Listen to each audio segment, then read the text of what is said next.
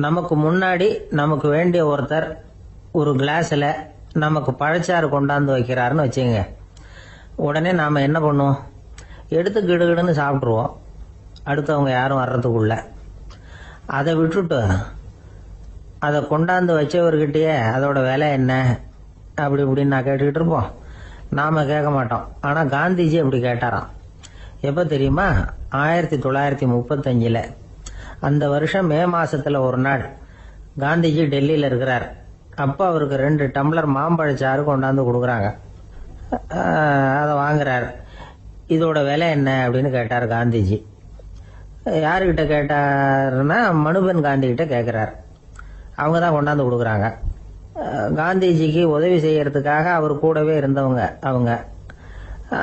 அவங்ககிட்ட தான் கேட்குறாரு. காந்திஜி சும்மா வேடிக்கைக்காக இப்படி கேட்குறாருன்னு நினச்சிட்டாங்க அந்த அம்மா.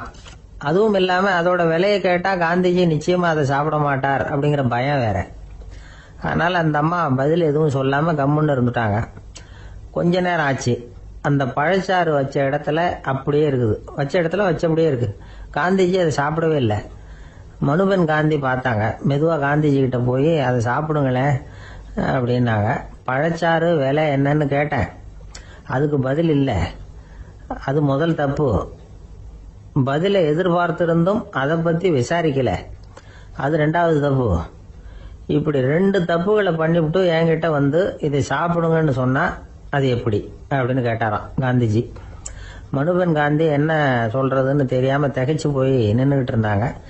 காந்திஜி தொடர்ந்து சொன்னாராம். இப்போ என் முன்னாடி வச்சிருக்கிற இந்த பழச்சாறு விலை சுமாராக ஒரு ₹1/2 இருக்கும். அது அந்த காலத்து மதிப்பு. இந்த பழச்சாறு இல்லாமல் கூட என்னால் இருக்க முடியும். ஆனால் அவசியமான பொருள்களை வாங்கறதுக்கு கூட சக்தி இல்லாத மக்கள் இந்த நாட்டில் நிறைய பேர் இருக்கிறாங்க.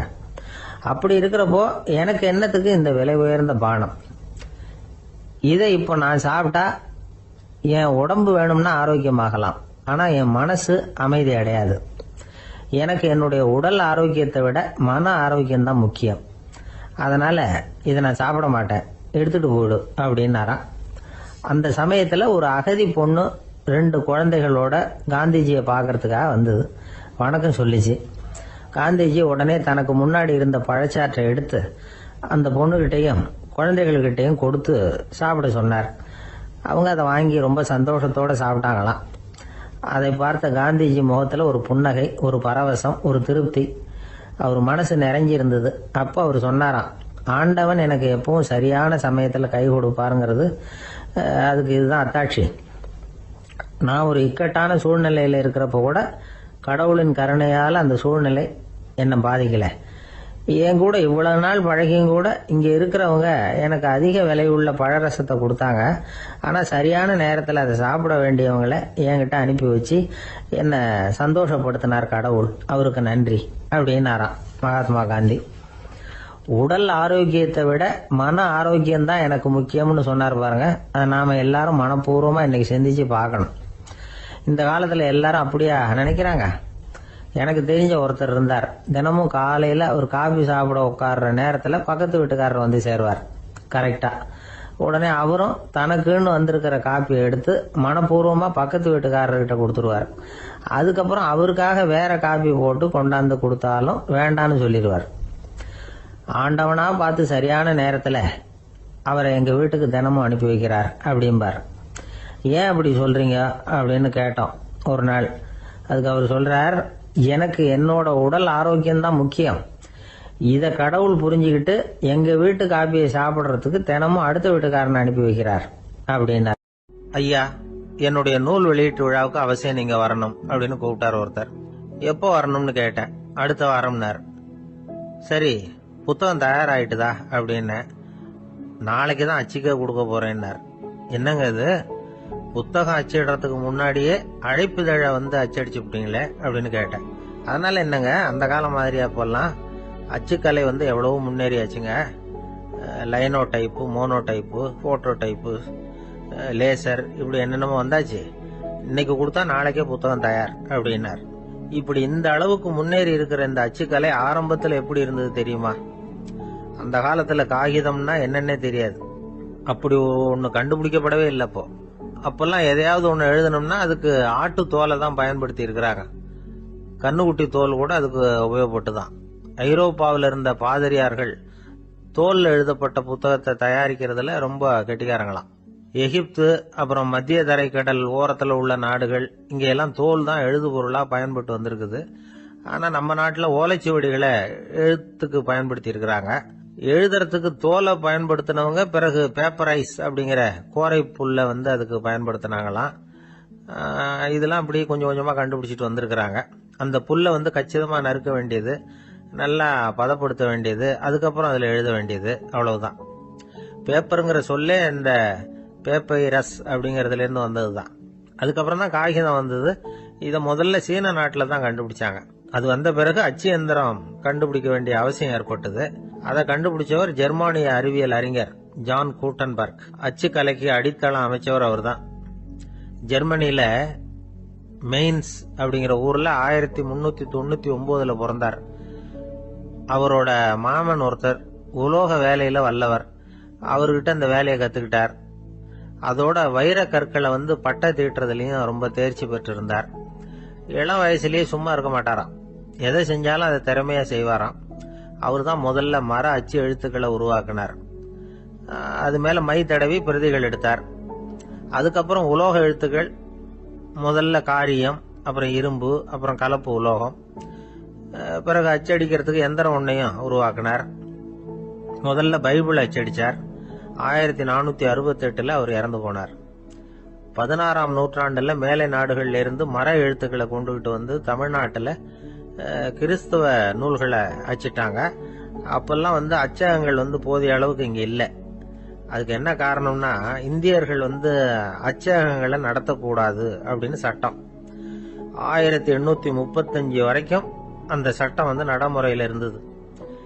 இந்த நிலைமையில அங்கேயும் இங்கேயுமா 1-2 அச்சகங்கள் ஆரம்பமாச்சு.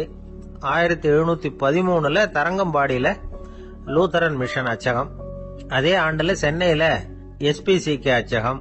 இது ரெண்டும் தான் இந்தியாவில முதல்ல தொடங்கப்பட்ட அச்சகங்கள். ஆட்டுத்தோல்லையும் ஓலைச்சுவடியிலையும் எழுதப்பட்ட எழுத்துக்கள் இன்னைக்கு எங்கேயோ போயிட்டுது.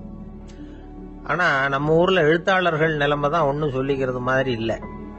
நம்ம ஆள் ஒருத்தர் சொன்னார், சார், நான் சொந்தத்துல ஒரு அச்சாபீஸ் வச்சிருந்தேன், இப்பவும் வச்சிருக்கிறேன். அதனால என்னுடைய படைப்புகளை புத்தகமா வெளியிடுறதுல எனக்கு ஒன்னும் கஷ்டம் இல்ல.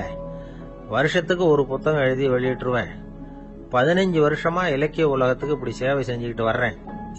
ஆனா இந்த வருஷம்தான் வாசகர்கள் எனக்கு பாராட்டு விழா நடத்தி இருக்கிறாங்க அப்படின்னார். இந்த வருஷம் அப்படி என்ன விசேஷம் அப்படின்னு கேட்டோம். இந்த வருஷம்தான் நான் எந்த புத்தகம் எழுதி வெளியிடாம இருந்தேன், அதுக்காகத்தான் எனக்கு இந்த பாராட்டு விழா அப்படின்னார். ஒரு ராஜா இருந்தார். நாடு பூராவும் நிறைய மரங்களை நட்டு வளர்க்கணுங்கிறது அவரோட ஆசை. தானே அதுக்கு முன்மாதிரியா இருக்கணும்னு நினைச்சார். அரண்மனையை சுத்தி மரங்களை நட்டு வளர்த்தார். இத பார்த்துட்டு ஜனங்களும் அவங்கவுங்க வீட்டை சுத்தி மரக்கன்றுகளை நட்டு வளர்த்தாங்க. கொஞ்ச காலத்துல ஊரு பூரா பசுமையா மாறிச்சு. எல்லாருக்கும் சந்தோஷமா இருந்தது. இது ஒரு பக்கம் இருக்கட்டும். இப்ப நான் சொல்ல போற கதை வேற. அதாவது அந்த ராஜா ஒரு நாள் தன்னுடைய அரண்மனைய சுத்தி இருக்கிற விதவிதமான மரங்களை எல்லாம் போய் பார்த்தார். எப்படி இருக்கிறீங்க அப்படின்னு ஒவ்வொரு மரத்துக்கிட்டையும் விசாரிச்சாராம். எந்த மரமும் சந்தோஷமா இருக்கிறதா தெரியல. அதுக்கும் மனசுல ஒரு குறை. முதல்ல ஆலமரத்துக்கிட்ட போனார். அது சொல்லிச்சு, மண்ணா, நான் நல்லா பெருசா வளர்ந்துருக்கிறேன், அடர்த்தியா இருக்கிறேன், கிளையெல்லாம் 4 பக்கமும் நல்லா படர்ந்துதான் இருக்குது, இருந்தாலும் எந்த பிரயோஜனமும் இருக்கிறதா தெரியல எனக்கு. என்னுடைய பழம்லாம் ரொம்ப சின்னதா இருக்குது, என் கண்ணுக்கு சரியா புறப்பட மாட்டேங்குது. நான் இருக்கிற சைஸுக்கு என்னுடைய கிளையில இருக்கிற பழம்லாம் எவ்வளவு பெருசா இருக்கணும், அது இத்தினூண்டு இருக்கிறது எனக்கு பெரிய அவமானமா இருக்கு. இப்படி இங்க நின்றுகிட்டு இருக்கிறதே ரொம்ப கூச்சமா இருக்கு. ஒரு நல்ல புயல் வந்ததுன்னா பேசாம சாஞ்சு விடலாமான்னு பாக்குறேன் அப்படின்னு புலம்புது ஆலமரம். சரி இருக்கட்டும்னு நினைச்சுக்கிட்டு ராஜா அடுத்தபடியா ஒரு அத்தி மரத்துக்கிட்ட போனார். அதுவும் புலம்ப ஆரம்பிச்சுட்டுது. நான் கூட பெரிய மரம் தான், இல்ல இலையெல்லாம் அழகா தான் இருக்குது, பழம் அழகா இருக்குது, இருந்தாலும் உள்ள விஷயம் இல்லையே, அத்தி பழத்தை புட்டு பார்த்தா அத்தனையும் சொத்த அப்படின்னு பழமொழியே உண்டாயிட்டுத. இப்படி ஒரு கெட்ட பேரோட நான் இருக்கணுமா அப்படின்னு புலம்புது அது. சரி இது இருக்கட்டும் அப்படின்னு சொல்லி அடுத்தபடியா வேப்ப மரத்துக்கிட்ட போனார். அது தன்னுடைய வேதனையை வெளியிட்டது. எனக்கு எவ்வளவோ மருத்துவ குணங்கள்லாம் இருக்கிறதா சொல்லிக்கிறாங்க, இருந்தாலும் என்ன பிரயோஜனம், என்னுடைய பழத்தை மனிதர்கள் யாரும் விரும்பி சாப்பிடுறது இல்லையே அப்படின்னது. ராஜா அடுத்தாப்புல இருந்த ஒரு பனை மரத்துக்கிட்ட போனார். நான் நல்லா உயரமா தான் வளர்ந்துருக்கிறேன், மற்ற மரங்கள்லாம் என்னை அண்ணாந்து தான் பார்க்கணும், இருந்தாலும் என்கிட்ட நிழலுக்காக யாரும் ஒதுங்கறது இல்லையே அப்படின்னது. என்ன இது, எல்லா மரமும் இப்படி திருப்தி இல்லாம இருந்துகிட்டு இருக்குதே அப்படின்னு நினைச்சுக்கிட்டே ராஜா அடுத்தபடியா அங்க இருந்த ஒரு பைன் மரத்துக்கிட்ட போனார். அழகா உயரமா பசுமையா தான் இருந்தது, ஆனா பழமோ பூவோ கிடையாது. அதை நினைச்சு அது வருத்தப்பட்டுக்கிட்டு இருக்குது. ஓக் மரம் அது ஒன்று நின்றுட்டு இருந்தது. அது என்ன சொல்லிச்சுன்னா, இலையுதிர் காலத்துல என் மேல இருக்கிற எல்லா இலைகளும் உதிர்ந்து போடுது, முடி கொட்டின மனிதர்கள் மாதிரி மொட்டையா நான் நிக்க வேண்டி இருக்குது, என்ன வாழ்க்கை இது அப்படின்னு சொல்லி அழுத்துக்கிட்டது. சரி, புளிய மரம் என்ன சொல்லுது பாப்போம்னு அதுகிட்ட போனா, என்னுடைய நிழல்ல யாருமே தங்க மாட்டாங்க, உடம்புக்கு சூடுன்னு ஒதுங்கி போயிடுவாங்க, அடிமரத்தை பாத்தீங்கன்னா பட்டையெல்லாம் உறிஞ்சி பாக்குறதுக்கே கேவலமா இருப்பேன் அப்படின்னுது அது. முருங்கை மரம் என்ன சொல்லிச்சு தெரியுமா, என்னுடைய இலை காயெல்லாம் சாப்பிட்றவங்களுக்கு சத்து கொடுக்கறது வாசம் தான், ஆனா என் உடம்புல சத்தே கிடையாது, கொஞ்சம் வேகமா காத்து அடிச்சதுன்னா முறிஞ்சு விழுந்துடுறேன், என்ன வாழ்க்கை இது அப்படின்னு சொல்லி அது வருத்தப்பட்டது. ராஜா யோசனை பண்ணார், என்ன இது, மரங்கள் பூமியின் வரங்கள்னு சொல்றோம், மழை பெய்யறதுக்கு அதுதான் காரணம், பூமி செழிப்பா இருக்கிறதுக்கும் அதுதான் காரணம், வீடு கட்டுறதுக்கு மரம், நாற்காலி செய்ய உபயோகப்படுத்துறதுக்கும் அதுதான் உபயோகப்படுது, மனுஷனுக்கு வேண்டிய ஆகாரங்களையும் கொடுக்குது, இப்படியெல்லாம் இருந்தும் எல்லா மரமும் நிம்மதி இல்லாம இருந்துகிட்டு இருக்குதே அப்படின்னு நினைச்சார். அப்போ அங்க இருந்த ஒரு மகிழ மரம் அவர் கண்ணுல பட்டது. அந்த மரம் மட்டும் கொஞ்சம் நிம்மதியா மகிழ்ச்சியா இருக்கிறது மாதிரி தெரிஞ்சுது. உடனே ராஜா அதுகிட்ட போனார். உனக்கு மனசுல எதுவும் குறை இல்லையான்னு கேட்டார். இல்ல, நான் சந்தோஷமா தான் இருக்கேன்னு அந்த மகிழ மரம். அப்படியான்னு ஆச்சரியமா கேட்டார் ராஜா. ஆமா மன்னா, இந்த இடத்துல நீங்க ஒரு முருங்கை மரத்தையோ வேப்ப மரத்தையோ கூட நட்டிருக்கலாம், ஆனா இந்த இடத்துல நடுறதுக்கு என்ன தேர்ந்தெடுத்திருக்கிறீங்க, அதுவே எனக்கு பெருமை, அதுவே எனக்கு திருப்தி அப்படின்னு தான் மகிழ மரம். மகிழ மரம் சாதாரணமா தான் இருக்கும், இளம் மஞ்சள் நிறத்துல பூக்கள், அது காய்ந்தும் மனம் வீசும். மகிழ மரம் மாதிரி மன திருப்தியோட வாழறதுக்கு நாம கத்துக்கணுமா. நாம இந்த உலகத்துல ஒரு நாயாவோ நரியாவோ கூட பிறந்திருக்கலாம், மனுஷனா பிறந்திருக்கிறோம், அதுவே பெருமை தானே. இந்த நிறைவு தான் மகிழ்ச்சியின் ரகசியம். ஒரு பையன் அப்பா கிட்ட போய், அப்பா நீங்க இந்த உலகத்துல ஒரு மனுஷனா பிறந்தது என்னோட அதிர்ஷ்டம் நானா. ஏண்டா அப்படி சொல்றேன்னு இருக்காரு அப்பா.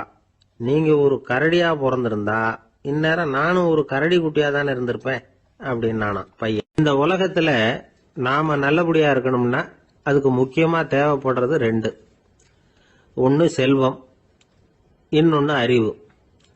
சரி, இது ரெண்டுல சிறந்தது எது அப்படின்னு ஒரு கேள்வி கேட்டா என்ன பதில் சொல்றது?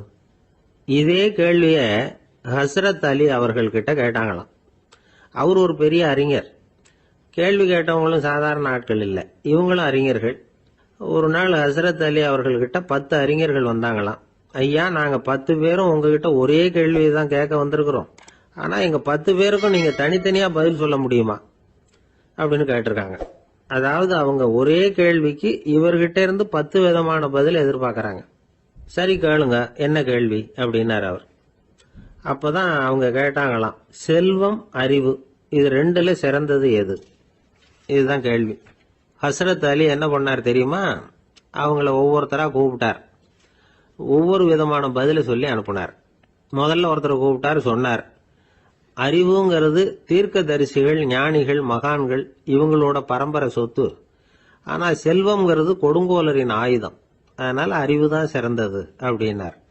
2வது ஆளை கூப்பிட்டார், உங்ககிட்ட செல்வம் இருந்தா நீங்க தான் அதை காப்பாற்றணும், ஆனா அறிவு உங்களை எப்பவும் காப்பாற்றும், ஆகவே அறிவு தான் சிறந்தது அப்படின்னார்.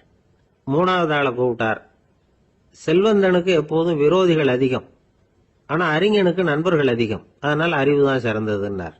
அடுத்தவரை கூப்பிட்டார், செல்வம் அடுத்தவங்களுக்கு கொடுக்க கொடுக்க குறையும், ஆனா கல்விங்கிறது அதிகரிச்சுக்கிட்டே வரும், கொடுக்கறதுனால குறையாது, அதனால அறிவு தான் சிறந்ததுன்னார்.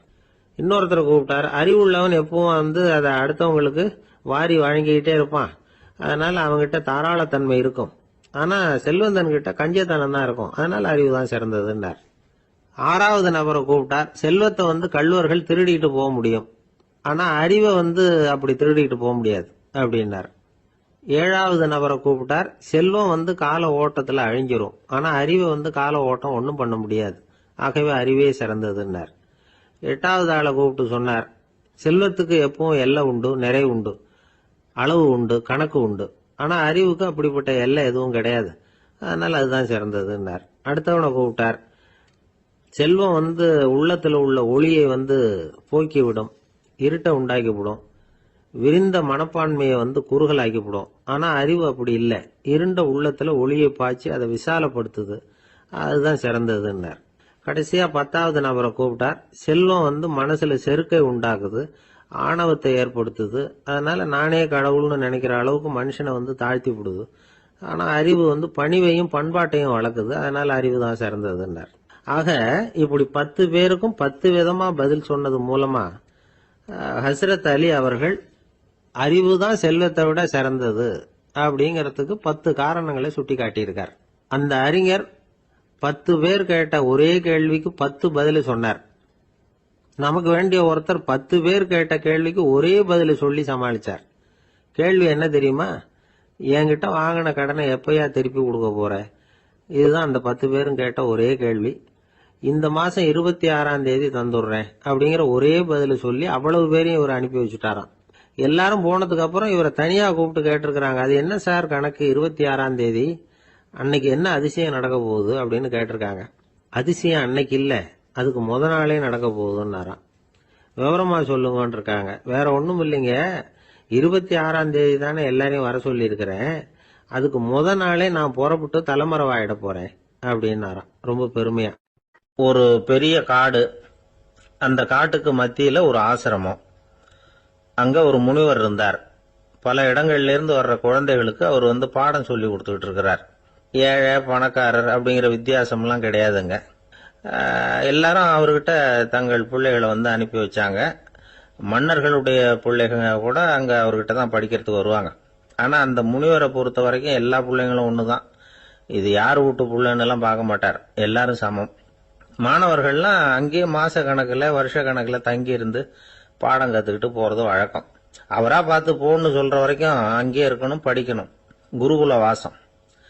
ஒரு சமயம் ஒரு ராஜகுமாரனும் அவர்கிட்ட படிச்சுக்கிட்டு இருந்தான். அவனுக்கு ஒரு 15 வயசு இருக்கும். சில வருஷம் கழிச்சு இந்த முனிவர் தன்கிட்ட இருக்கிற மாணவர்களுக்கெல்லாம் பரீட்சை வச்சார். அவங்களுடைய அறிவு முதிர்ச்சியை கணிக்கிறதுக்காக பல சோதனைகள்லாம் வச்சார். ஒவ்வொருத்தரா பார்த்து இனிமே நீங்க உங்க வீட்டுக்கு போகலாம் அப்படின்னு சொல்லி அனுப்பி வச்சுக்கிட்டு இருக்கிறார். எல்லாரும் போயிட்டாங்க. கடைசியா மிஞ்சி இருந்தது ஒரே ஒரு மாணவன். அவனை மட்டும் வீட்டுக்கு அனுப்பல. யார் அந்த பையன் தெரியுமா? அவன்தான் அந்த ராஜகுமாரன். ராஜகுமாரனுடைய தந்தைக்கு, அதுதான் அந்த ராஜாவுக்கு, அங்க வயசு ஏறிக்கிட்டே போகுது. என்ன இது, படிக்க போன பையன் இன்னும் திரும்பி வரலையே அப்படின்னு நினைச்சார். வந்துட்டா சீக்கிரமா அவனுக்கு பட்டம் கட்டிவிட்டு நாம விலகிக்கலாமே அப்படின்னு நினைச்சாரு. கல்யாணம் வேற பண்ணி பார்க்கணும் பையனுக்கு. ஆனா பையன் வர்ற வழியை காணும். ராஜா பார்த்தார். சரி நேர்லயே போய் என்னன்னு தெரிஞ்சுட்டு வந்துருவோம் அப்படின்னு காட்டுக்கு புறப்பட்டார். அங்க போய் முனிவரை பார்த்தார். முனிவர் இவரை அன்பா வரவேற்று உட்கார வச்சார். அதுக்கப்புறம் ராஜா மெதுவா, எல்லாரையும் வீட்டுக்கு அனுப்பி வச்சுட்டீங்களாமே, ஏன் புள்ளைய மட்டும் அப்படின்னு சொல்லி மெதுவா இழுத்தார். முனிவர் இதுக்கு உடனே பதில் சொல்லல. ராஜாவை கூப்பிட்டுட்டு போய் விருந்தினர் குடிசையில தங்க வச்சார். அதுக்கப்புறம் சொன்னார், உங்க மகன் எல்லா பாடங்கள்லயும் முதல் இடம் வாங்கியிருக்கான். இப்படி முதலாவதா வர்ற மாணவனுக்கு நாங்க இன்னொரு தேர்வு வைக்கிறது வழக்கம். அதுலயும் அவன் முதலாவதா வந்துட்டான்னா அவன் ஒரு பெரிய வித்வான் அப்படிங்கிற கௌரவத்தை அடைஞ்சிருவான் அப்படின்னார். அதாவது முனிவர் அப்படி சொல்றார். அப்படி சொல்லிவிட்டு போயிட்டார் அவரு. ராஜா அங்கேயே தங்கிட்டார். ராத்திரி படுத்து தூங்கினார். காலையில எழுந்திருச்சு அந்த குடிசைக்கு வெளியில வந்தார் பல்லு விளக்கறதுக்காக. அந்த சமயத்துல தூரத்துல ஒருத்தன் ஒரு கையில கோடாலிய வச்சுக்கிட்டு தலையில ஒரு பெரிய விறகு கட்டை சுமந்துக்கிட்டு வந்துகிட்டு இருக்கிறது மாதிரி தெரிஞ்சது. யாராவது விறகு வெட்டியா இருக்கும் அப்படின்னு நினைச்சார் ராஜா. கிட்ட வந்ததும் உத்து பாக்குறாரு. பார்த்தா அது தன்னோட புள்ள. திகைச்சு போயிட்டார். என்ன இது, ஒரு ராஜகுமாரனை கூட இது மாதிரி வேலையெல்லாம் செய்ய சொல்றாங்களே அப்படின்னு நினைச்சார். ராஜகுமாரன் விறகு கட்டை கொண்டுகிட்டு போய் கொல்லை பக்கம் வச்சான். அந்த சமயம் முனிவர் அங்க வந்தார். என்ன மகனே, விறகு வெட்டிட்டு வந்துட்டியா? சரி, இப்போ ஒரு துடைப்பத்தை எடுத்துக்கோ, விருந்தினர் குடிசையின் வாசல் பக்கத்தை கூட்டி பெருக்கி சுத்தம் பண்ணு போ அப்படின்னார். அப்படியே செய்யறேன் குருவே அப்படின்னு சொல்லிவிட்டு போனான். சுத்தம் பண்ண ஆரம்பிச்சுட்டான். ராஜா பார்த்தார் இத. உடனே ஓடியாந்தார். மகனே, என்ன காரியம் பண்ற? துடப்பத்தை கீழே போடுனார். இப்ப அந்த ராஜகுமாரன் சொல்றான், தந்தையே, இது என்னுடைய குருதேவரோட உத்தரவு. இங்க நான் ஒரு மாணவன். இங்க அரசனும் ஒண்ணுதான், ஆண்டியும் ஒண்ணுதான்.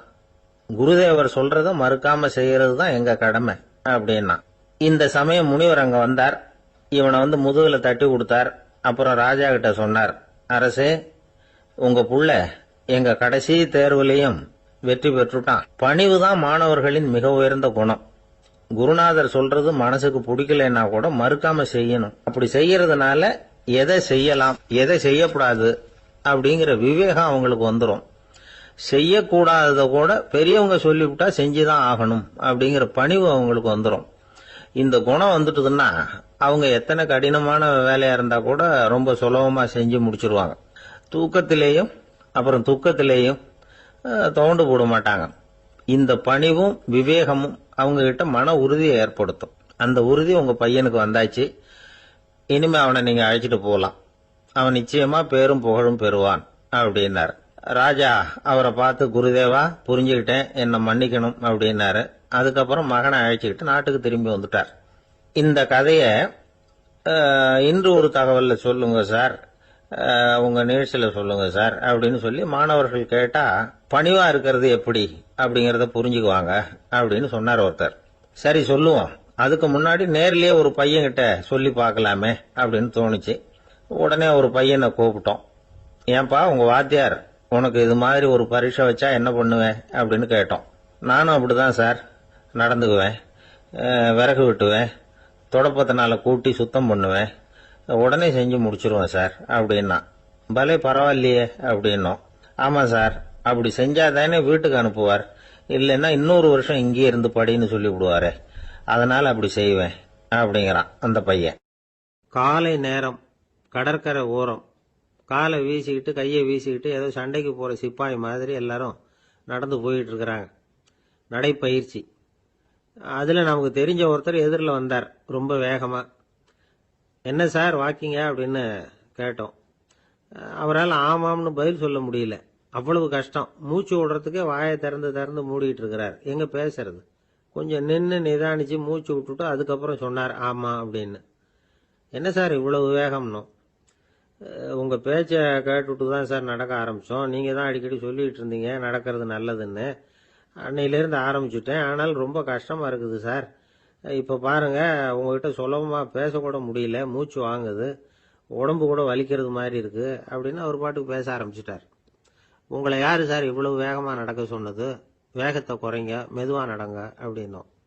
நீங்க நடக்கிறதுனால என்னென்ன சௌகரியம்னு அன்னைக்கு சொன்னீங்களே தவிர சௌகரியமா நடக்கிறது எப்படின்னு சொல்லலையே அப்படின்னாரு அவர். இன்னமும் லேசா மூச்சு வாங்கிட்டே சொன்னா கூட இவர் சொல்றதுலயும் ஒரு நியாயம் இருக்கு. அதனால இந்த நடைப்பயிற்சி பண்றவங்க கவனிக்க வேண்டிய சில முக்கியமான குறிப்புகள் இருக்கு. அது என்னென்னங்கிறத அவங்க தெரிஞ்சுக்கணும். அது தெரிஞ்சு வச்சுக்கிறது நல்லது. இதெல்லாம் மருத்துவ நிபுணர்கள் சொல்ற குறிப்புகள். அவங்க என்ன சொல்றாங்க தெரியுமா? உங்க வயசு 40க்கு மேலையா? உங்க எடை இருக்க வேண்டியதை விட 10 கிலோ அதிகமா இருக்குதா? நீங்க புகை பிடிக்கிறவரா? இதய நோய், ரத்த நாள நோய், உயர் ரத்த அழுத்தம் இப்படி ஏதாவது உங்களுக்கு உண்டா? அப்படின்னா நீங்க உங்க இஷ்டத்துக்கு வரிஞ்சு கட்டிக்கிட்டு நடைப்பயிற்சி பண்ண ஆரம்பிச்சிடாதீங்க. முதல்ல ஒரு மருத்துவ பரிசோதனை பண்ணிக்கோங்க, அதுதான் நல்லது அப்படின்னு அவங்க சொல்றாங்க. நடக்கிறப்போ, உடற்பயிற்சி செய்யறப்போ மார்பு பகுதியில அல்லது வேற எங்கேயாவது தொடர்ந்து வலி இருந்ததுன்னா பயிற்சியை நிறுத்தி விட்டு டாக்டரை போய் பார்க்கணும். நடைப்பயிற்சி பண்றப்போ உங்க சக்திக்கு தகுந்த மாதிரி மெதுவா அதிக கஷ்டம் இல்லாம முன்னேறலாம். அங்க என்ன போட்டியா வைக்கிறாங்க? முந்திக்கிட்டு போய் என்ன பண்ண போறோம்? பரிசா வாங்க போறோம். அதனால நிதானம் அவசியம் அப்படிங்கறது அவங்க ஆலோசனை. தொந்தரவு கொடுக்காத ஷூ, ட்ரெஸ் இதுகளை உபயோகப்படுத்துங்க. பாதத்துல ஆடு தசை இருக்குல்ல, அங்க ஏதாவது பிரச்சனை இருந்ததுன்னா டாக்டரை பாருங்க. இந்த பாதத்துல வலி வரும் அந்த இடத்துல. வெயில் காலமா இருந்தா தலைக்கு தொப்பி வச்சுக்கோங்க. பனியில நடந்தாலும் அப்படித்தான், தலையை பத்திரமா பாத்துக்குங்க. நம்ம கிட்ட ஏதோ கொஞ்சம் உருப்படியா தெரியறது அதுதானே. உடற்பயிற்சிக்கு முன்னாடி பின்னாடி பயிற்சி செய்யறப்போ நிறைய தண்ணி குடிக்கலாமா. முதல் 1 மாசத்துக்கு கொஞ்சம் தளர்த்தியா சாவகாசமா நடக்கலாம். மணிக்கு 3 அல்லது 4 கிலோமீட்டர் வேகம்னு வச்சுங்களேன். அதுக்கப்புறம் வேகத்தை அதிகப்படுத்தலாம். மணிக்கு 6 அல்லது 8 கிலோமீட்டர் அளவுக்கு நடக்கலாம். நல்லா கையை வீசிக்கிட்டு நடக்கணும். மூச்சு விடுற எண்ணிக்கை அதிகரிக்கணும். இது மாதிரி ஒரு 30 நிமிஷம் நடக்கலாம். தனியா நடந்து போறதுக்கு உங்களுக்கு என்னமோ மாதிரி இருக்குதா? கூட யாரையாவது சேர்த்துக்குங்க, ஒரு குரூப்பா சேர்ந்து போகலாம். நடக்கிறதுங்கிறத ஒரு சந்தோஷமான சமாச்சாரமா ஆக்கிக்கணும். தினம் இப்படி நடக்க வேண்டி இருக்குதே அப்படின்னு புலம்பிக்கிட்டே போகக்கூடாது. சில பேர் நடக்கிறப்போ கடந்த காலத்தை அசை போட்டுக்கிட்டே போவாங்க, சில பேர் வருங்காலத்தை அசை போட்டுக்கிட்டே போவாங்க, சில பேர் முக்கியமான திட்டம்லாம் இப்படி நடக்கிறப்பதான் தீர்மானம் பண்ணுவாங்க.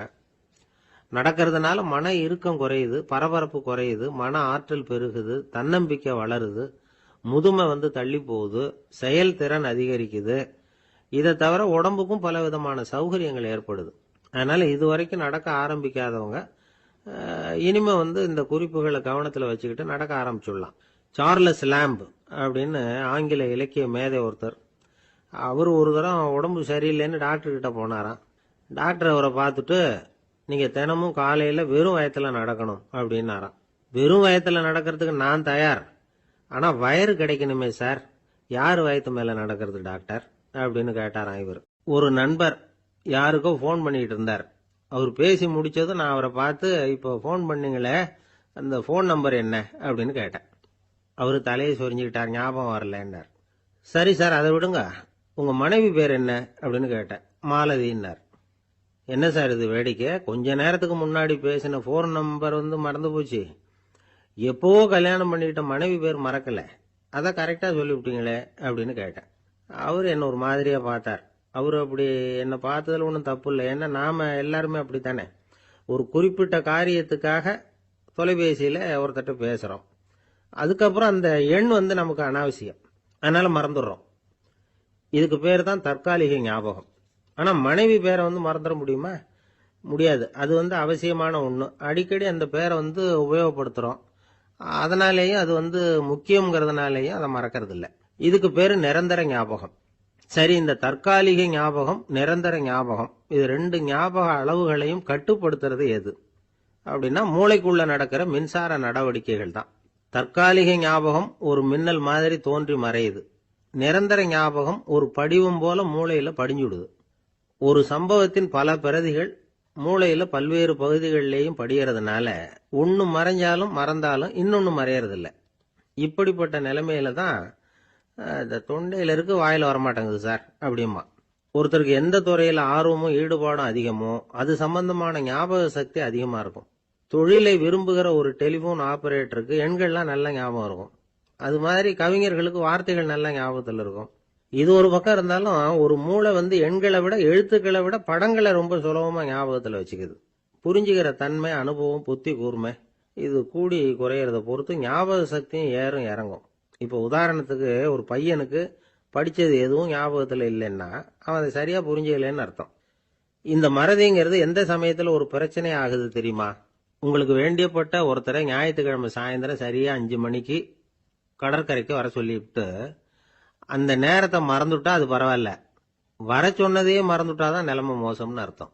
இப்படி இருந்தா இது சிகிச்சை எடுத்துக்க வேண்டிய நிலைமைங்கிறத புரிஞ்சுக்கணும். ஆமா, இதுக்கும் மருந்து இருக்கு. ஆனா மூளை குறிப்பிட்ட அளவுக்கு கீழே இயங்குறப்போ இன்னொன்னு சொல்லுவாங்க, இந்த நியூரோ டிரான்ஸ்மிட்டர் அப்படின்னு சொல்லுவாங்க.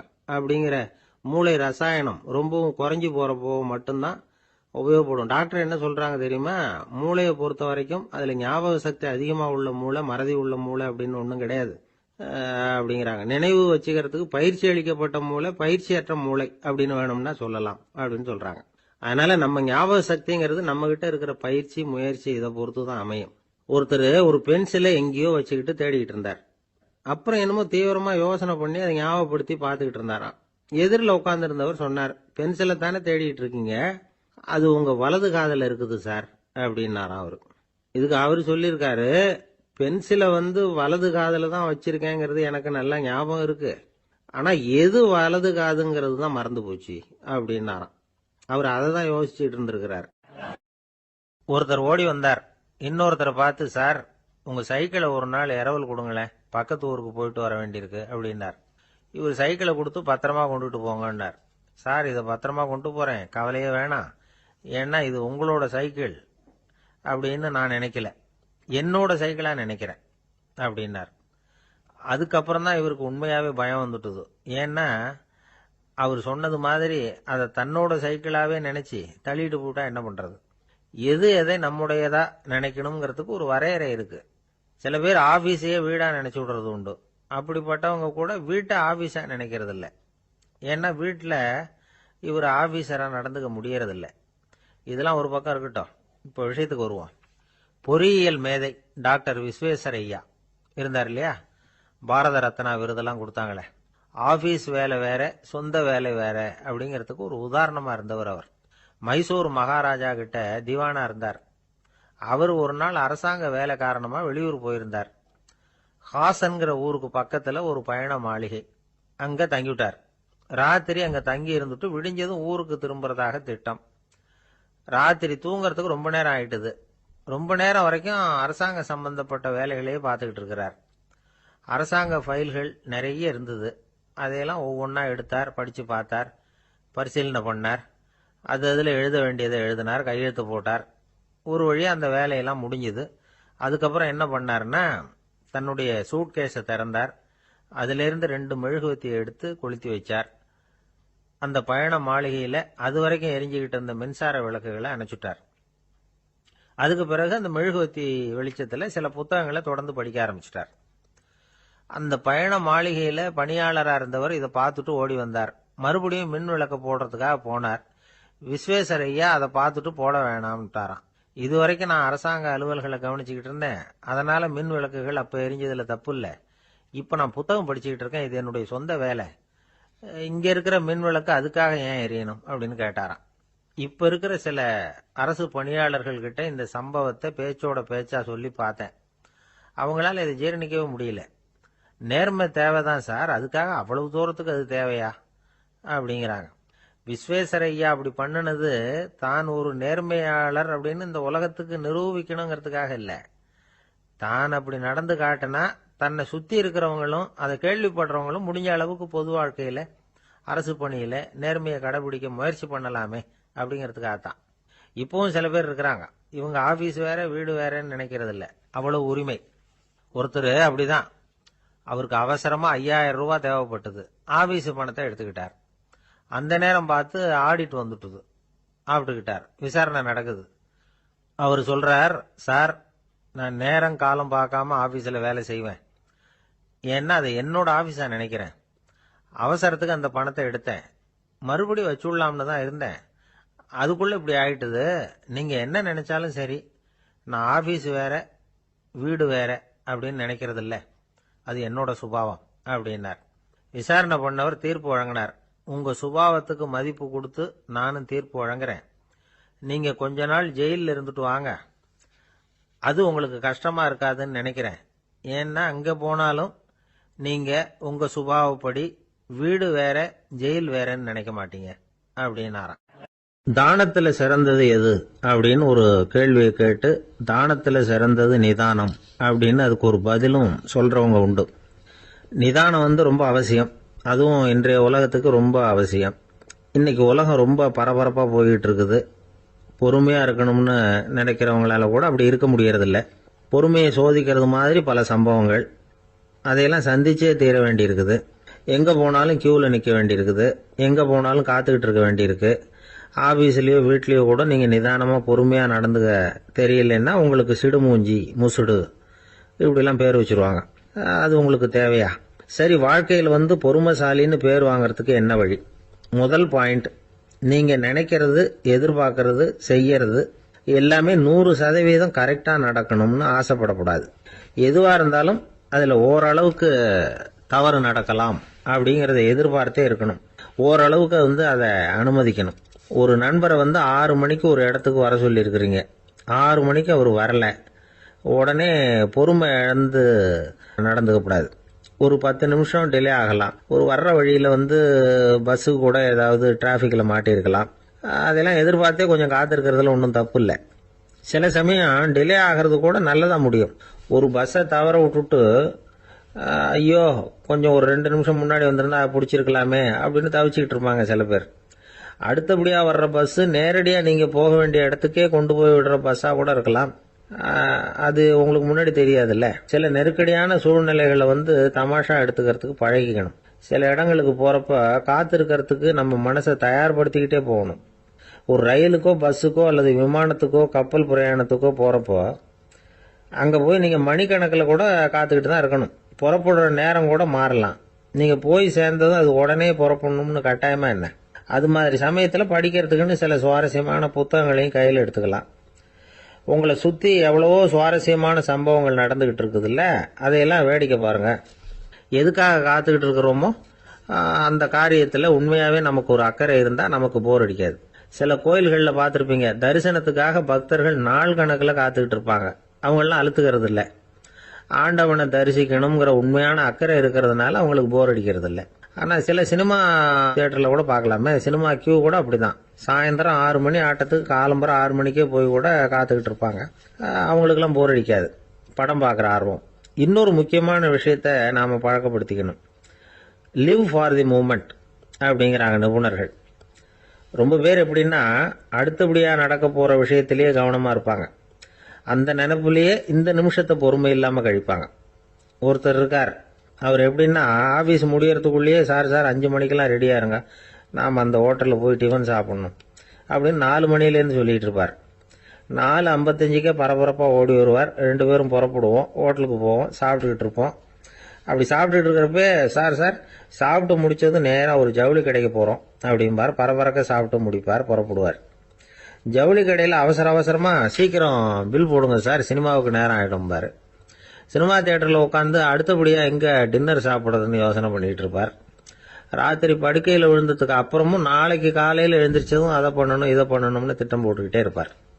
அதாவது எப்பவும் அடுத்த நிமிஷம், அடுத்த நாள், அடுத்த வாரம், அடுத்த வருஷம், இதுதான் அவங்க சிந்தனை. இந்த நிமிஷம் என்ஜாய்மெண்ட்டை அவங்க இழந்துடுறாங்களாம். அதனால தான் வாழ்நாள் பூரா பொறுமையின்மை, அவஸ்தை, அல்லல். அதனால் நாம் எல்லாரும் வாழ்க்கையில் நிதானமாக இருக்கிறதுக்கு கற்றுக்கணுமா. அதுக்காக இந்த நிதானத்துக்கு வேறு விதமான அர்த்தம் பண்ணிக்கக்கூடாது. ஒருத்தர் அப்படித்தான் ஒரு தடவை அவருடைய குதிரை காணாமல் போயிட்டு தான். அதுக்காக அவர் கவலைப்படல, நிம்மதியாக இருந்தார், சந்தோஷமாக இருந்தார். என்ன சார் இது, உங்கள் குதிரை திருட்டு போயிட்டுதுங்கிறீங்க, நீங்கள் கவலைப்படாமல் இருக்கிறீங்களே அப்படின்னு கேட்டாங்களாம். அதுக்கு அவர் சொல்லியிருக்கார், நல்ல வேலை சார், கட்டியிருந்த குதிரை காணாமல் போயிருக்குது. நான் அது மேலே உட்காந்துருக்கிற சமயம் அது காணாமல் போயிருந்ததுன்னா, திருட்டு போயிருந்ததுன்னா நானும் சேர்ந்துல காணாமல் போயிருப்பேன் அப்படின்னாராம். எவ்வளவு நிதானமான ஆள் பாருங்க. திபேத் நாட்டில் புத்த மடாலயங்கள் நிறைய உண்டு. அதுக்கு ஒரு தலைமையகமும் உண்டு. அது இந்த திபேத் தலைநகரம் லாசாவில் இருக்குது. ரொம்ப காலத்துக்கு அப்பால் அதை பற்றியெல்லாம் நிறைய விவரங்கள் எழுதி வச்சிருக்கிறாங்க. அது இப்போவும் நமக்கு கிடைக்குது. அதாவது ரொம்ப தூரத்துக்கு அந்தாண்ட மலைகளுக்கு நடுவில் ஒரு கிளை மடாலயம். அந்த மடத்தின் தலைவருக்கு வயசாயிட்டு தான். அதனால் தலைமை பொறுப்பை வேற ஒருத்தர்கிட்ட ஒப்படைக்கலாம் அப்படின்னு முடிவு பண்ணாராம். உடனே ஒரு லாமாவை கூப்பிட்டார். அவர் மூலமாக தலைமை மடாலயத்துக்கு செய்தி அனுப்புனார், பொருத்தமான வாரிசு ஒருத்தரை அனுப்பி வைக்கும்படியாக. அந்த வாலிப லாமா புறப்பட்டார். காடு மேடெல்லாம் நடந்து போறார். ரொம்ப நாள் கழிச்சு தலைமை பீடத்தை அடைஞ்சார். தலைமை குரு கிட்ட விவரத்தை சொன்னார். தகுதியான ஒருத்தரை அனுப்பி வச்சா அழைச்சிட்டு போறேன் அப்படின்னார். சரி, நாளைக்கு காலையில் நீங்கள் அவங்க எல்லாரையும் அழைச்சிட்டு போகலாம்னார் அவர். அவங்க எல்லாரையுமா? அங்கே தேவைப்படுறது ஒருத்தர் தானே அப்படின்னார் இவர். ஆமான்னார். அப்புறம் ஏன் எல்லாரையும் அழைச்சிட்டு போக சொல்கிறீங்கன்னார். அது இப்போ உனக்கு புரியாது. நான் ஒரு 100 பிக்குகளை அனுப்புகிறேன், அதாவது பிட்சுகளை. அவ்வளவு பேரையும் அங்கே வச்சு சமாளிக்க முடியாது அப்படின்னாரு இவர். இருந்தாலும் இப்போ அந்த தலைமை குரு என்ன சொன்னார்னா, அதை பற்றி கவலைப்படாத, நான் 100 பேரை அனுப்புகிறேன். அதில் 99 பேர் வழியிலேயே காணாமல் போடுவாங்க, ஒருத்தன் மட்டும்தான் வருவான். அவனும் அங்கே சேர்ந்துட்டான்னா நீ ரொம்ப கொடுத்து வச்சவன் அப்படின்னார். இவருக்கு ஒன்றும் புரியல. இருந்தாலும் மறுநாள் அந்த வாலிப லாமா 100 பேரை அழைச்சிட்டு புறப்பட்டார். போகிற வழியிலேயே பல பேர் அங்கங்கே பிச்சுக்கிட்டு போயிட்டாங்க. அவர் சொன்னது மாதிரியே. வழியில் அவங்க ஊர்கள் இருந்தது தான் காரணம். அப்பா அம்மாவை பார்த்துட்டு வரேன் அப்படின்னு கொஞ்சம் பேர் போனாங்க. சொந்த பந்தத்தை பார்த்துட்டு வரேன் அப்படின்னு கொஞ்சம் பேர். ஒரு வாரம் ஆச்சு. இப்போ மிஞ்சினது 10 பேர் தான். வழியில் ஒரு நகரம். அங்கே சில பிட்சுக்கள் சந்திச்சாங்க. எங்கள் மடத்து தலைவர் இறந்துட்டார், உங்களில் யாராவது ஒருத்தர் எங்களுக்கு தலைவராக முடியுமா அப்படின்னு கேட்டாங்க. 10 பேரும் தயார். அதில் ஒருத்தரை அழைச்சிட்டு அவங்க போயிட்டாங்க. இன்னொரு ஊரில் சில பேர் வந்தாங்க, வழி மறிச்சாங்க. நில்லுங்க, எங்கள் மன்னர் மகளுக்கு திருமணம், அதை நடத்தி வைக்க 3 லாமாக்கள் தேவை அப்படின்னாங்க. இப்படி கொஞ்சம் கொஞ்சமா எல்லாரும் காலி. கடைசியில 2 பேரும் மிஞ்சினாங்க. அங்க ஒரு இளம்பெண் எதிரில் வந்தா. எங்க அப்பா வேட்டைக்கு போயிருக்கிறாரு, இன்னும் திரும்பி வரல. வீட்டில் வேற யாரும் இல்லை, தனியா இருக்க பயமா இருக்கு, யாராவது ஒருத்தர் எனக்கு துணையா இருக்கணும் அப்படின்னு கேட்டுக்கிட்டா. எங்க 2 பேர்ல நீயே ஒருத்தரை தேர்ந்தெடுத்துக்கோ, இல்லைன்னா எங்களுக்குள்ள சண்டை வந்துடும் அப்படின்னாங்க. இப்ப மிஞ்சினவர் ஒருத்தர். அவருக்கும் ஒரு சோதனை வந்தது. ஒரு தர்க்கவாதி எதிரில் வந்தான். உன்னோட வாதம் பண்ணணும்னா. இவனோட வாதம் பண்றேன், அது முடிய ரொம்ப காலம் ஆகலாம். தர்க்கத்துல நான் ஜெயிச்சா அங்க வரேன், இல்லைன்னா இவருடைய சீடனை ஆயிடுவேன் அப்படின்னார் அவரு. கடைசியா அழைக்க வந்த வாலிபலாமா மட்டும் வெறும் கையோட திரும்பி போனார். அங்க இருந்த வயசான மடாதிபதி கேட்டார், எத்தனை பேர் அங்கிருந்து புறப்பட்டீங்கன்னார். என்னையும் சேர்த்து 101ன்னார் அவரு. நல்லது, நீயாவது திரும்பி வந்திய, அதுதான் எனக்கு போதும்.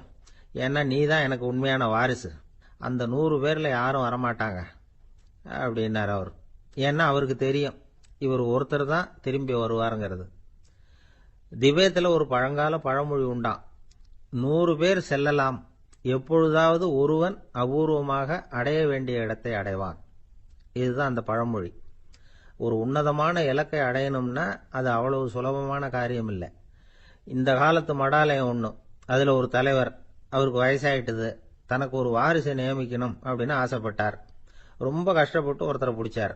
தனக்கு வாரிசா நியமிச்சுட்டு அவர் சமாதி ஆயிட்டார். புதுசா பொறுப்பேற்றுக்கிட்டவர் அப்படியே உட்காந்துருந்தார். அவரை தேடிட்டு பத்திரிகை நிருபர்கள்லாம் வந்தாங்க, கேட்டாங்க. அவர் உங்க பொறுப்புல அவர் பெரியவர் விட்டுட்டு போன இது எவ்வளவு சுமாரா தேரும், எவ்வளவு விட்டுட்டு போனார் அப்படின்னு கேட்டிருக்கிறாங்க. அது என்ன ஒரு 50 லட்சம் இருக்கும் அப்படின்னாராம். அவ்வளவும் பணமா அப்படின்னு கேட்டிருக்காங்க. இல்லைங்க, கடன் அப்படின்னாராம் இவர். ஒரு காட்டுல ஒரு நரி இருந்தது.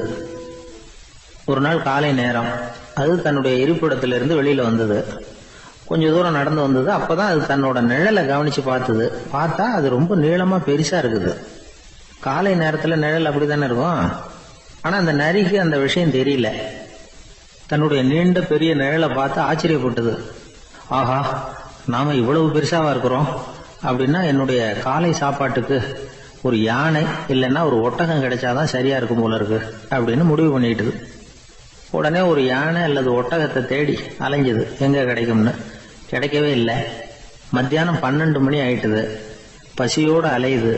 இப்ப தன்னோட நிழலை பார்த்தது. அது மத்தியான நிழல் எப்படி இருக்கும், அது ரொம்பவும் குறுகி போய் தெரிஞ்சது. உடனே அந்த நரி என்ன நினைச்சுக்கிட்டு தான் தெரியுமா, காலை ஆகாரம் சாப்பிடாததுனால நம்ம உடம்பு இப்படி அழிச்சு போட்டுதே அப்படின்னு நினைச்சுக்கிட்டு தான். கொஞ்ச நேரம் கழிச்சு மறுபடியும் தன்னுடைய நிழலை பார்க்குது. அது இன்னமும் குறுகி போய் காலடியிலேயே வந்துட்டுது. அதுக்கு பயமா போயிடுது. ஐயோ, இன்னும் கொஞ்ச நேரத்துல நாம இறந்துருவோம் போல இருக்க, இப்ப என்ன செய்யறது? இந்த சமயத்துல ஒரு எறும்பு கிடைச்சா கூட போதும், அதை நம்ம காலை ஆகாரமா நினைச்சு சாப்பிட்டு விடலாமே அப்படின்னு நினைச்சுதான். நம்முடைய நிழல் கூட நம்மள மாதிரியே தான் அடிக்கடி மாறிக்கிட்டே தான் இருக்குது. அது எப்பவும் ஒரே மாதிரி இருக்கிறது இல்ல. மனிதனுக்கு ஏற்படுகிற தன்முனைப்பு இருக்கு பாருங்க, ஈகோ, அது கூட ஒரு நிழல் மாதிரி தானா. அப்படி நினைக்க ஆரம்பிச்சுட்டா அதனால ஏதும் பிரச்சனை வராதான். தன்முனைப்பை நிழல் போலவே ஏற்றுக்கொள்ளுங்கள் அப்படிங்கிறது பெரியவங்க கருத்து. ஒரு காரியத்தை வெற்றிகரமா நல்ல விதமா செஞ்சு முடிக்கிறோம்னு வச்சுக்கோங்க, அந்த சமயத்துல ஒரு வித நுட்பமான தற்பெருமை நமக்குள்ள உண்டாகுது. இது இயற்கையானது, அதனால இது மேல பற்று வைக்கக்கூடாது. அப்படி வைக்க ஆரம்பிச்சுட்டா அந்த தற்பெருமை ஒரு நிரந்தர விருந்தாளியா நம்ம கிட்ட தங்கிக்கும். நம்ம நிழல் எப்படின்னு பாருங்க, நாம நடக்கும் பொழுது நம்ம பின்னாடியே வரும். தன்முனைப்பையும் அப்படியே நினைச்சுக்குங்க. நிழல் யாருக்கும் எந்த பிரச்சனையையும் உண்டாக்குறது இல்லை. ஆனா அந்த நிழலை கண்டே நாம பயப்பட ஆரம்பிச்சுட்டா நாம எதுலயும் வெற்றி காண முடியாது. நிழலோட சண்டை போடக்கூடாது. அது மாதிரி தன்முனைப்போடவும் நாம சண்டை போட வேண்டியதில்லை. இல்லாத ஒன்றோடு சண்டை போடுறது எப்படின்னா, அது இருட்டோட சண்டை போடுறது மாதிரி. நாம நிழல் கிடையாது, நம்ம கிட்ட இருக்கிற தன்முனைப்பு ஒரு நிழல். நம்ம நிழலையும் நமக்கு சமமா பாக்குறோம் பாருங்க, அங்கதான் சிக்கலே ஆரம்பம். இப்போ நாம நடந்து போயிட்டு இருக்கிறோம், நம்ம நிழல் தரையில விழுது. யாரோ ஒருத்தர் நம்ம நிழல் மேல காலை வச்சு நடந்து போறார். உடனே அவர்கிட்ட சண்டைக்கா போறோம், ஏண்டா என் நிழலை மிதிச்ச அப்படின்னு. நமக்கு தெரியும் அது நிழல் தாங்கிறது. அவர் உங்க மேல நடக்கல, உங்களுடைய நிழல் மேலதான் நடக்கிறார். அது மாதிரி உங்க தன்முனைப்பின் மேல யாராவது நடந்தா உங்களை அவமானப்படுத்துறதா நினைக்கிறீங்க. காரணம், நாமளும் நம்ம தன்முனைப்பும் ஒண்ணுங்கிற நினைப்பு தான் காரணம், மற்றபடி வேற ஒண்ணும் கிடையாது. நம்ம நிழல் மேல நடக்கிறவர் நம்மளை காயப்படுத்துறது இல்ல. தன்முனைப்பை வேண்டாத ஒன்னாவும் பார்க்க வேண்டியதில்லை. அது இயற்கை. நிழலை உங்க முன்னாடி வைக்க வேணாம், அது உங்க பின்னாடியே இருக்கட்டும். நிழலின் நிழலாகி விடாதீர்கள், நீங்கள் நீங்களாகவே இருங்கள். இதுதான் சான்றோர் சிந்தனை. ஒரு பேருந்துல ஒரே நெரிசல். ஒருத்தர் பக்கத்துல நின்றுகிட்டு இருந்தவர்கிட்ட ரொம்ப பணிவா விசாரிச்சார், ஏன் சார் நீங்க ஏதாவது பெரிய உத்தியோகத்துல இருக்கிறீங்களா அப்படின்னார். அப்படிலாம் ஒண்ணும் இல்லைங்க என்னார் அவரு. அப்படின்னா வேற ஏதாவது அரசியல்ல பெரிய பதவியில் இருக்கிறீங்களா அப்படின்னு கேட்டார். அதுவும் இல்லைங்க என்னார். சரி, பணமாவது அதிகமா வச்சிருக்கீங்களா அப்படின்னு கேட்டார். அப்படிலாம் ஒன்றும் கிடையாது சார்னார் அவரு. அப்புறம் எதுக்குடா என் காலை மிதிச்சுக்கிட்டு இருக்கிற, இடரா காலை அப்படின்னாராம். ஒரு ஆள் இருந்தான், நிறைய பணம் சம்பாதிச்சான், ஆனா செலவு பண்ண மனசு வரல, கருமி. அவன் என்ன பண்ணா, சேர்த்த பணம் பூராவையும் ஒரு மரத்தடியில புதைச்சு வச்சிருந்தான். வாரத்துக்கு ஒரு தடவை அந்த மரத்தடிக்கு வருவான், புதைச்ச இடத்த அவளோட பாத்துக்கிட்டு இருப்பான், அதுக்கப்புறம் போயிடுவான். அவ்வளவுதான். ஒரு நாள் ஒரு திருடன் வந்தான், இவன் புதைச்சு வச்சிருந்ததெல்லாம் எடுத்துட்டு போட்டான். இது தெரிஞ்சு போச்சு. அந்த கருமி புலம்ப ஆரம்பிச்சுட்டான். இவன் புலம்பல கேட்டதும் அக்கம் பக்கத்துல இருந்தவங்க எல்லாம் ஓடி வந்தாங்க. என்ன விஷயம்னு விசாரிச்சாங்க. இவன் சொன்னான். ஒரு பெரியவர் கேட்டார், ஏப்பா வாரம் இந்த இடத்த பாக்குறதாக சொன்னியே, எப்பவாவது இதுல இருக்கிற பணத்தை எடுத்து செலவு பண்ணிருக்கியா அப்படின்னு கேட்டார். நான் அப்பப்போ அதை பாக்குறதுதான் வழக்கம், அதை தொட்டதே இல்லைன்னு. அவன் சரி அப்படின்னா இப்பவும் நீ அதே மாதிரி வாரம் ஒரு தடவை இந்த இடத்த பாத்துட்டு போகலாமே அப்படின்னாராம் அந்த பெரியவர். அதுவும் சரிதானே, எவ்வளவு காலமானாலும் அவன் அந்த பணத்தை எடுத்து செலவு பண்ண போறதில்ல. அப்படி இருக்கிறப்ப உள்ளே பணம் இருந்தாலும் ஒண்ணுதான், இல்லாம போனாலும் ஒண்ணுதான். இதுல இருந்து என்ன புரியுதுன்னா, ஒருத்தர் கிட்ட இருக்கிற பணத்தை கொண்டு அவரு பணக்காரரா ஏழையா அப்படின்னு முடிவு செய்யறது சரியில்லை. அந்த செல்வத்தை அனுபவிக்கிற திறன், பயன்படுத்துற திறன், அதை வச்சுதான் அவர் ஏழையா பணக்காரரா அப்படிங்கறத நிர்ணயம் பண்ணணும். அதுதான் சரி. செலவு பண்ண தெரியாதவன் சேகரம் பண்ணிட்டே இருக்கிறதுனால என்ன பிரயோஜனம்? தலைமுடியே இல்லாதவன் தாராளமா சீப்புகளை வாங்கி சேகரம் பண்றது மாதிரி தானே இது. சில சமயம் செலவு பண்ண நாம தயாரா இருந்தா கூட அந்த செல்வம் நமக்கு பயன்படுறது இல்ல. அரேபியாவில் ஒரு நகை வியாபாரி விலை உயர்ந்த முத்துக்களை எல்லாம் அவர் வச்சு வியாபாரம் பண்ணிட்டு இருந்தார். அவர் ஒரு சமயம் ஒரு பாலைவனம் வழியா போயிட்டு இருக்கிறார் ஒட்டகத்துல. அப்போ திடீர்னு கடுமையான புயல் வீச ஆரம்பிச்சுட்டு திசை தவறி இவர் எங்கேயோ வந்துட்டார். கூட வந்தவங்களையும் காணல, எங்க போனாங்களும் தெரியல. இவர் ரொம்ப பயந்து போய் அங்கேயும் இங்கேயுமா அலைஞ்சு திரியிறார். வழியே தெரியல, பசி கடுமையாயிட்டுது. ஒட்டகத்து முதுகுல ஒரு மூட்டை இருந்தது, அதை பிரிச்சு பார்த்தார். உள்ள ஏதாவது இருக்கான்னு தேடி பாக்குறார். அது வரைக்கும் கண்ணுல தட்டுப்படாத அபூர்வமான ஒரு பை கண்ணுல போட்டது. ஆஹா, அதுல ஏதாவது சாப்பிடறதுக்கு இருக்கும் அப்படின்னு நினைச்சு ஆவலா அதை பிரிச்சு பாக்குறார். அந்த பையில விலை உயர்ந்த முத்துக்கள் நிறைய இருந்ததாம். அப்பதான் அவர் நினைச்சாராம், விலை உயர்ந்த முத்துக்கள் கூட சாப்பிடுறதுக்கு உணவாக முடியாது அப்படிங்கறத புரிஞ்சுக்கிட்டாராம். எந்த நேரத்துல எது நமக்கு தேவையோ அது நமக்கு தாராளமா கிடைக்கணும்.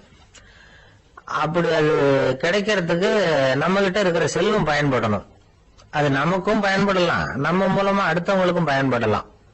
அதுதான் செல்வத்தின் பயன். ஒரு மரத்தடியில ஒருத்தன் உட்கார்ந்து அழுதுகிட்டு இருந்தான். அந்த பக்கமா வந்த இன்னொருத்தன் ஏப்பா அழுதுகிட்டு இருக்கிறேன்னு கேட்டான். இந்த இடத்துலதான் பூமிக்கு அடியில பணம் இருக்குது, புதைச்ச இடம் தெரியல, அதான் அழறேன் அப்படின்னா. நல்லா ஞாபகப்படுத்தி பாரு, எந்த இடத்துல புதைச்ச அப்படின்னு கேட்டான் இவன். அது எப்படி எனக்கு தெரியும், புதைச்சு வச்சிருக்கிறவன் நான் இல்லையே, எங்க எழுத்து விட்டுக்காரன் அப்படின்னு இவன். ஒரு பெரியவர்கிட்ட பேசிக்கிட்டு இருந்தேன். அவரு என்கிட்ட ஒரு கேள்வி கேட்டார். திருடர்கள் எத்தனை வகை தெரியுமா உனக்கு அப்படின்னார். இதுதான் அவர் கேட்ட கேள்வி. எதுக்காக என்ன பார்த்து அந்த கேள்வி கேட்டாரு தெரியல. இருந்தாலும் நான் அவருக்கு பதில் சொன்னேன். திருடர்கள்ல எத்தனையோ வகை உண்டுங்க. கார் திருடன், சைக்கிள் திருடன், முகமூடி திருடன், எப்படி சொல்லிட்டு போலாம். இருந்தாலும் என்னுடைய சிற்றறிவுக்கு எட்டின வரையில திருடர்களை 2 வகையா பிரிக்கலாம் அப்படின்னு நினைக்கிறேன். ஒன்னு ராத்திரியில திருடுற திருடன், இன்னொருத்தன் பகல்ல திருடன், அதாவது பகல் திருட ராத்திரி திருடன் அப்படின்னு பெரியவர் சிரிச்சார். என்ன சிரிக்கிறீங்களா? என்ன கள்வர்கள் 4 வகை அப்படின்னு ஆரம்பிச்சார். எப்படின்னு கேட்டேன். சாப்பாட்டுக்கு இல்லாம திருடுறாங்க பாருங்க, அது ஒரு வகையாம். சாப்பாட்டுக்கு இருந்தும் திருடுறாங்க பாருங்க, அது ஒரு வகையாம். இதை தவிர இன்னும் ஒரு 2 வகை திருட்டு உண்டு. அது என்னன்னா, ஆண்டவன் கிட்ட இருந்து நாம திருடுற திருட்டு, இன்னொன்னு என்னன்னா நம்ம கிட்ட இருந்து ஆண்டவன் திருடுற திருட்டு அப்படின்னார். எனக்கு ஒண்ணும் புரியல. என்ன சார் இது, ஆண்டவனையே வந்து திருடன்னு சொல்றீங்களே அப்படின்னு ஆச்சரியமா. ஆமாங்க, ஆண்டவனை வந்து கள்வன்னு சொல்றது இல்லையா? காஞ்சிபுரத்துக்கு பக்கத்துல திருக்கார்வனம் அப்படின்னு ஒரு ஊர் இருக்கு. அங்க உள்ள பெருமாளுக்கு வந்து கள்வர்னு தான் பேரு. அது மட்டும் இல்ல, திருமங்கையாழ்வார் தம்முடைய திரு நெடுந்தாண்டகத்துல கார்வனத்துள்ளாய் கல்வா அப்படின்னு தான் அழைக்கிறார் அப்படின்னு நிறைய உதாரணம்லாம் சொல்ல ஆரம்பிச்சார். அதுக்கப்புறம் அவர்கிட்ட பேசி நான் புரிஞ்சுக்கிட்ட விவரங்களை தான் இப்போ உங்ககிட்ட சொல்ல போறது. அதாவது அவர் சொன்ன முதல் வகை திருடர்கள் வந்து சாப்பாட்டுக்கு இல்லாம திருடுறவங்க. இவங்களை வந்து திருத்தி விடலாம். சாப்பாட்டுக்கு இருந்தும் பணம் சேர்க்கணுங்கிற ஆசையால பொய் கணக்கெல்லாம் எழுதுறாங்க பாருங்க, அவங்க தான் 2வது வகை. 3வது வகை திருட்டு தான் மிகப்பெரிய திருட்டு. இறைவனுக்கு சொந்தமானதை நம்முடையதுன்னு நினைக்கிற திருட்டு. எது இறைவனுக்கு சொந்தமானது அப்படின்னா ஆத்மா. பகவானுக்கு சொந்தமான ஆத்மாவை நம்முடையதுன்னு நினைக்கிறது தான் அந்த மாபெரும் திருட்டு. இதுக்கு பேரு தான் ஆத்மாபகாரமா. சரி, இதுக்கு பரிகாரம் என்ன? எல்லாம் இறைவனுடையது, நமக்கு ஒண்ணும் இல்ல அப்படின்னு நினைக்கிறது தான் இதுக்கு பரிகாரம். இதெல்லாம் இருக்கட்டும். 4வது திருட்டு ஒண்ணு சொன்னோம்ல, ஆண்டவன் நம்ம கிட்ட இருந்து திருடுறது. அது எப்படி? ஆண்டவனை வந்து கள்வன்னு சொல்றாங்க, அது சரி. அவர் என்னத்தை திருடினார்? இப்போ இன்னொருத்தருக்கு சொந்தமான ஒன்னை எடுத்து வச்சுக்கிறது தான் கள்ளத்தனம்.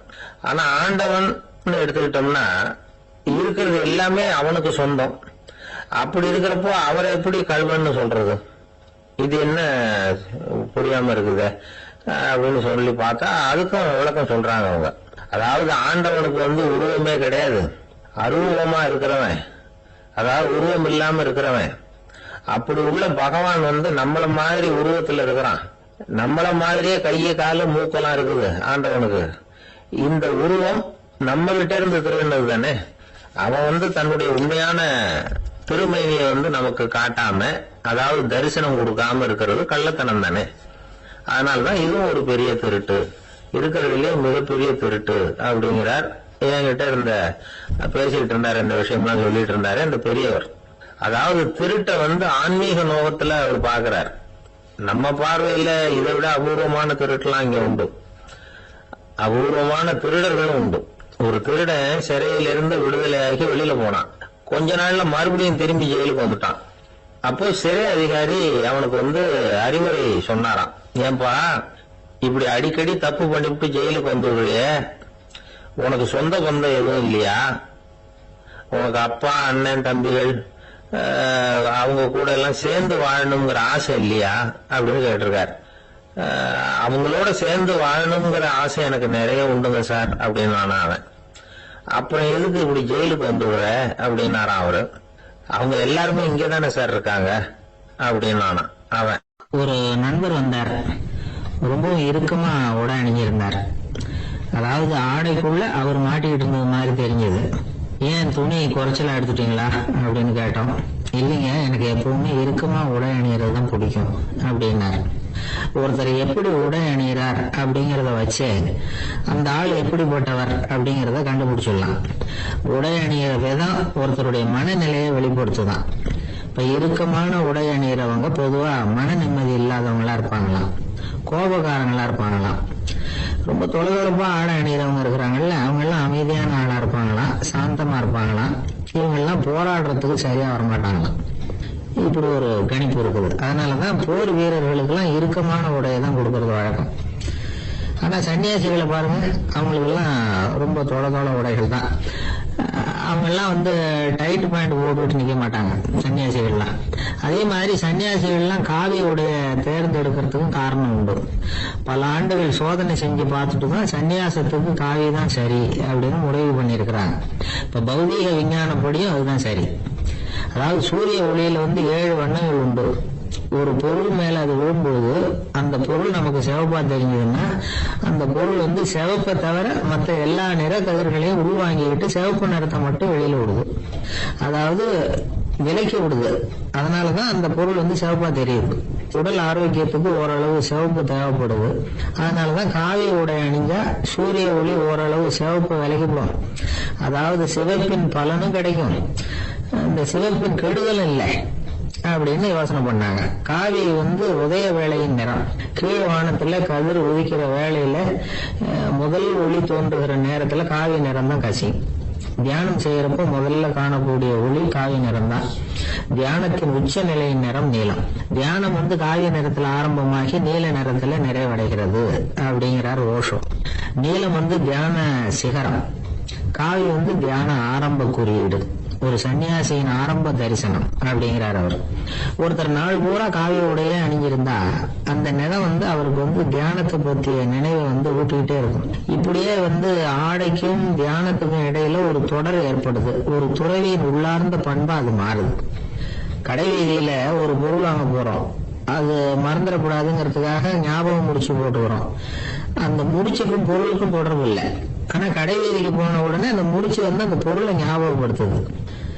அதாவது அந்த முடிச்சு ஒரு தொடர்பு அம்சமா அமையுது. அது மாதிரிதான் காவி உடையும். ஒரு துறவி நடக்கும்போது, சாப்பிடும்போது, குளிக்கும்போது அவருடைய காவி உடை அவருக்கு ஞாபகப்படுத்திக்கிட்டே இருக்கும். அது ஒரு நிலைப்படுத்தப்பட்ட நினைவாக ஞாபகம் முடிச்சாக மாறிடுது. காவி ஆடை இல்லைன்னா ஒருத்தரால துறவியாக முடியாதுன்னு அர்த்தம் இல்லை.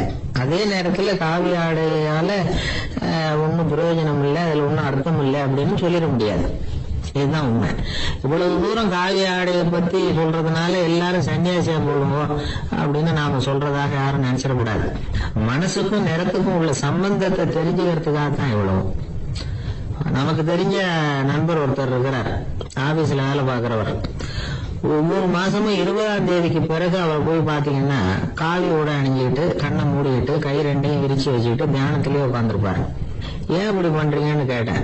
அதாவது 20ஆம் தேதிக்கு பிறகு என் கையில ஒரு பைசா கூட கிடையாது, ஒரு சன்னியாசி லெவல்ல இருக்கிறேன், என்கிட்ட எதுவும் செலவுக்கு கேட்காத அப்படின்னு என் மனைவிக்கு நான் சூக்கா உணர்த்துறதுக்காக அப்படி உட்காந்துருப்பேன் அப்படின்னு விளக்கம் கொடுக்கிறார் அவர்.